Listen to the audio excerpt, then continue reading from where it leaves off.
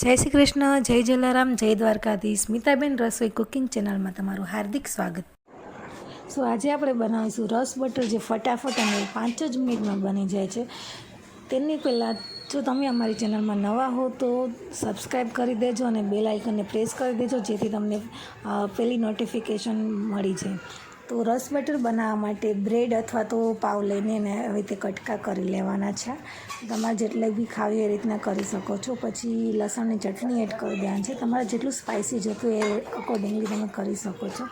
એના પછી આપણે લીલી ચટણી એડ કરી દઈશું.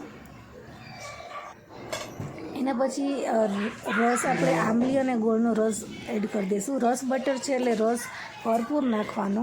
એના પછી મિક્સ ચવાણું એડ કરી દઈશું. આમાં અમે સેવ અને ગુંદી લીધા છે, બાલાજીના તીખા મીઠા લીધા છે, ત્યારથી ટેસ્ટ એકદમ ઇન્હેન્સ થશે. તો રેડી છે આપણું રસ butter. Thank you so much for the watching this video.